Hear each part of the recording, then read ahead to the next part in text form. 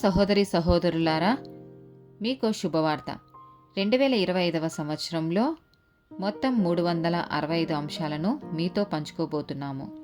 జనవరి 1వ తేదీ నుండి ప్రతిరోజు ఒక అంశము మరియు దానికి సంబంధించిన వాక్యమును పంచుకుంటాము. దయచేసి ఆ వాక్యములను వినండి, ధ్యానించండి మరియు ఆశీర్వదించబడండి. దయచేసి సబ్స్క్రైబ్ చేయండి మరియు మీ స్నేహితులతో పంచుకోండి. ధన్యవాదాలు.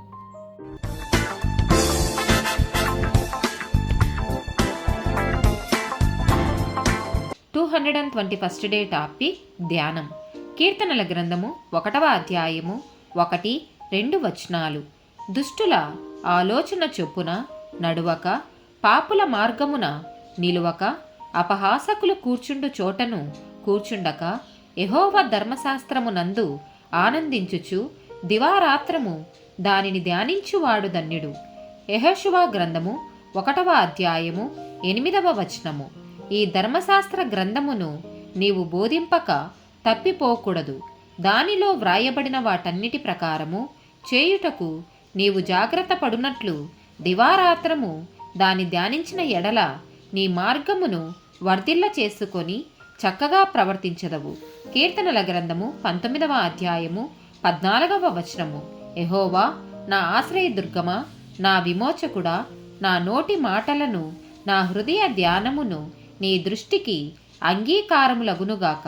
కీర్తనల గ్రంథము 49వ అధ్యాయము 3వ వచనము.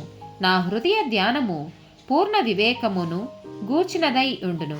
ఫిలిప్పీలకు రాసిన పత్రిక 4వ అధ్యాయము 8వ వచనము.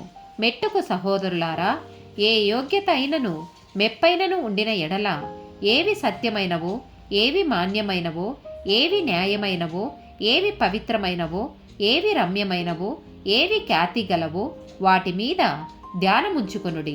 కీర్తనల గ్రంథము 63వ అధ్యాయము 6వ వచనము. కాగా నా జీవిత కాలమంతయు నేనిలాగున నిన్ను స్తుతించెదను, నీ నామమును బట్టి నా చేతులెత్తెదను. కీర్తనల గ్రంథము 77వ అధ్యాయము 12వ వచనము. నీ కార్యమంతయు నేను ధ్యానించుకొందును, నీ క్రియలను నేను ధ్యానించుకొందును. కీర్తనల గ్రంథము 119వ అధ్యాయము 27-148 వచనాలు. నీ ఉపదేశ మార్గమును నాకు బోధపరచుము, నీ ఆశ్చర్య కార్యములను నేను ధ్యానించెదను.